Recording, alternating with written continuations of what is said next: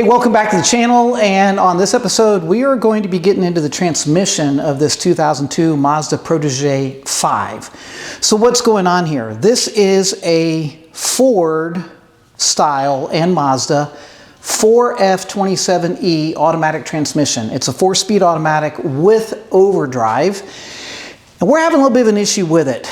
We've got all 4 gears, it shifts smoothly, it goes in reverse, all of that works fine. But it does have a really rough stutter at idle when you put it in drive or reverse that just as soon as you bring on a little bit of throttle, it goes away. And we also have that dreaded shuddering, kind of feels like going over rumble strips in the road when you tip into the throttle on the road, and it does it across the gears.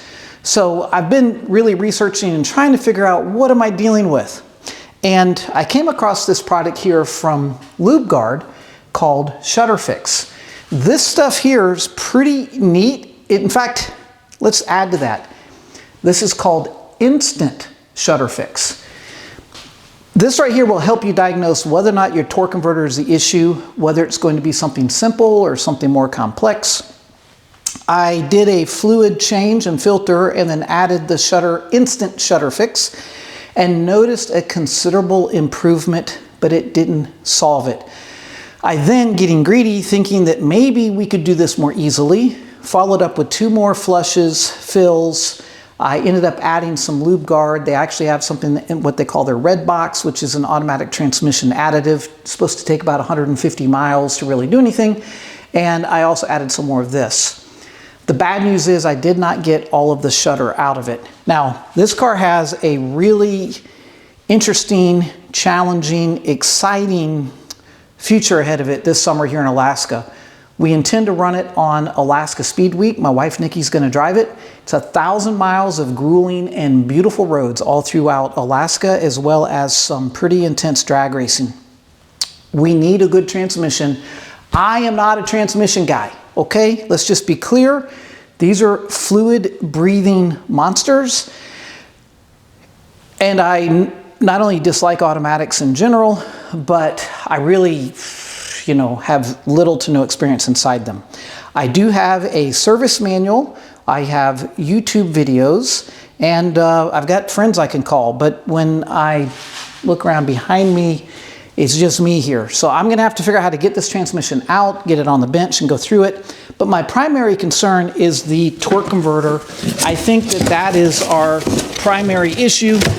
I can't believe this, but I was able to go right down to O'Reilly's and pick one of these up for $215 plus a $50 core.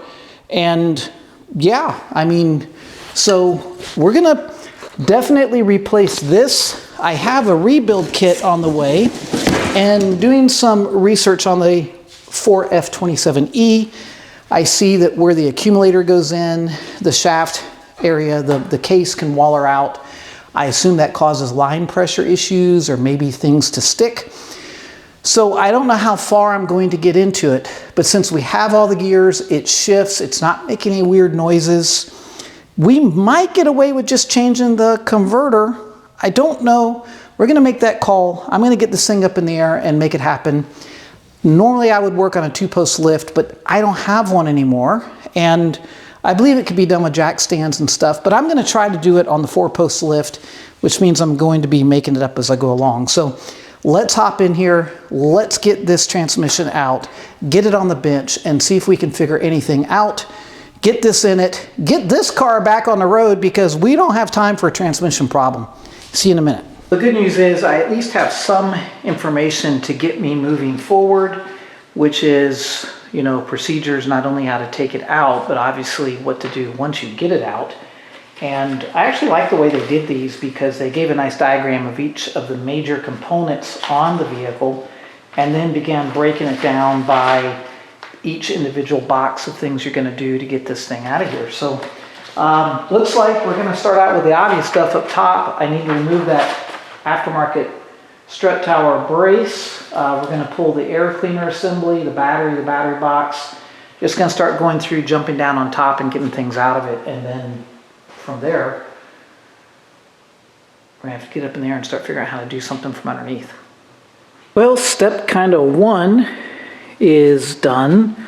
the top end of everything that I could identify in the destructions. I believe has either been completely removed or broken free.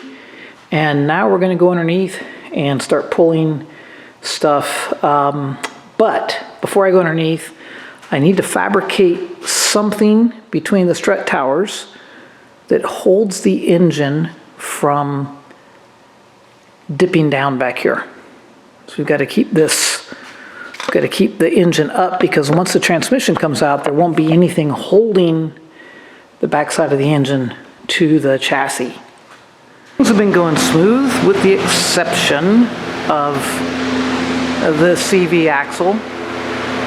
It was beyond frozen in there, and unfortunately, as I pried against the backside of it, I ended up tearing up the nose of it.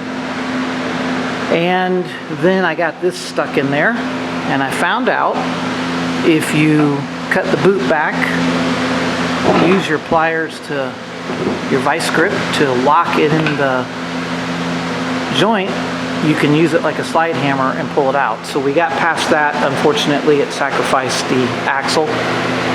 Next problem I'm having.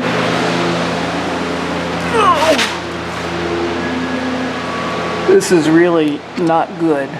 The only access to unbolt the torque converter from the flywheel is through the starter hole.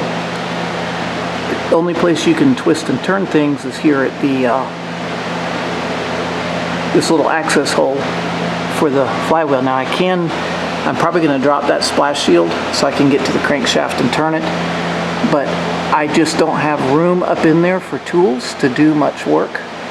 And I'm trying to get a wrench on, there's 4 14mm head bolts up in there. I can't bring it up there with me. But it's miserable. It's just terrible. So I quit last night, and I'm going to give it a shot here. I'm going to try to get my air impact up there, my 1/2-inch air impact, and hopefully it'll break loose. If not, I don't know what the next step is. And then, if I understand the destructions, I got to take that motor mount out, unbolt a few more flywheel to block bolts, and then I should be able to start lowering it down. Okay, Chris, what'd you do? I scared you, didn't I? Yes, you did. Very much so. Yeah, is that a good noise? It was very loud. Yeah, everything came twisting and falling down. Mistake that I learned here is that the intermediate shaft that goes in the middle, it's a CV axle for the passenger side, needed to come completely out. I didn't realize how deep it went in the transmission, and that was causing me issues. The other issue is, will it fit?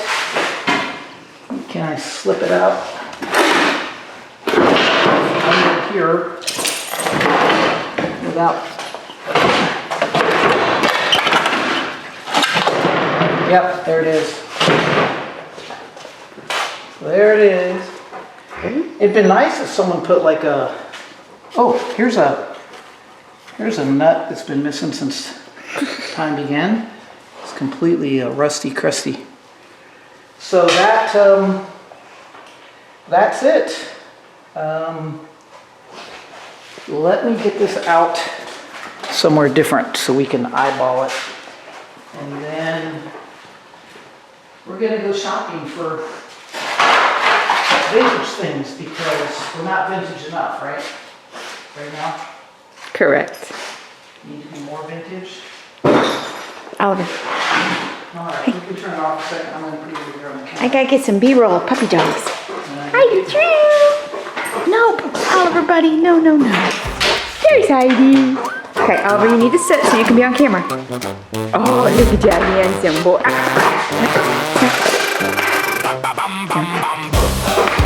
Down. You're not listening. Oh boy, I did it this time. Hands in the gears, all grime. I took it apart too far. Now the whole thing's in the yard. I swear I had a plan, a socket, a rag, one fan. Then a spring rolled under the van, and I just stood there staring. Now I'm knee deep in a pile of bolts. Every piece I touch just seems to bolt. Say a little prayer for my shaking nerves. I'm learning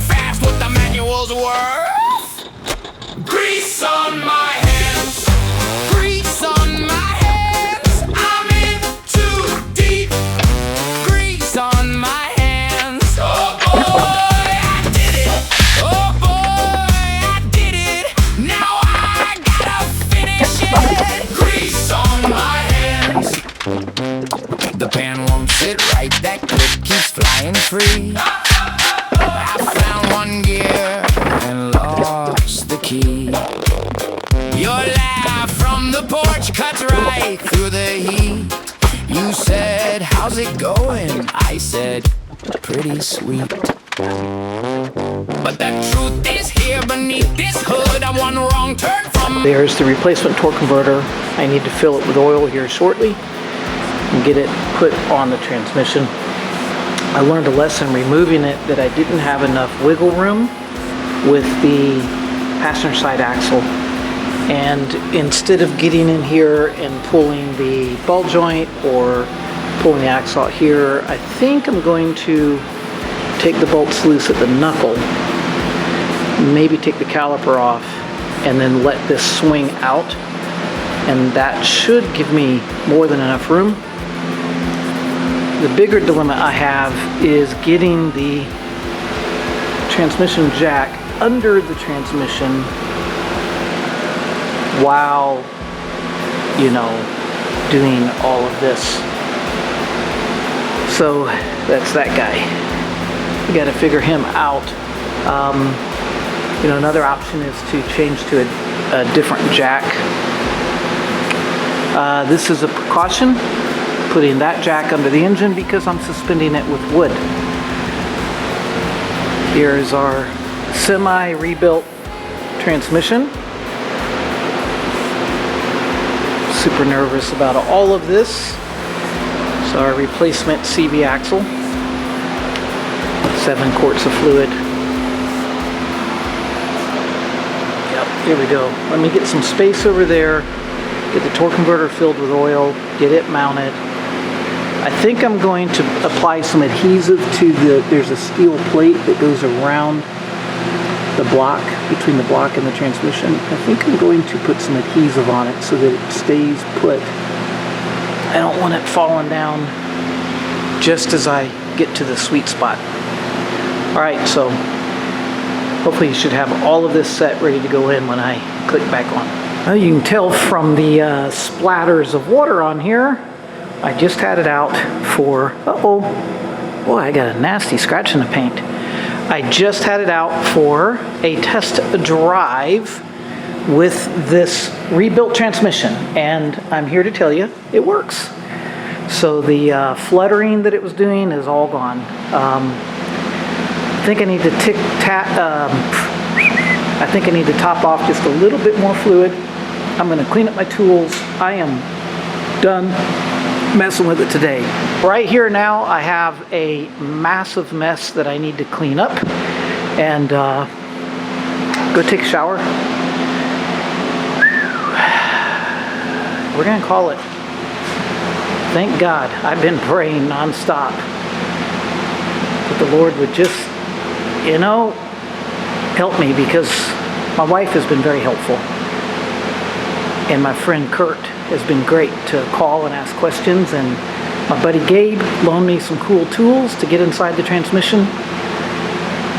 But I've been on my knees just saying, God, I have no idea what I'm doing. I need this to work.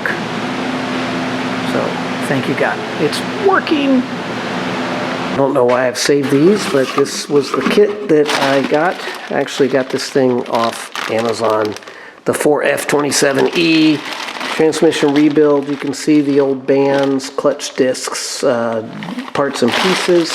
I did not separate the valve body, so I still have those gaskets. That I didn't go through, but everything else there is the leftover parts and pieces. And golly, I have no idea why I'm hanging on to that, but I am. But that's it.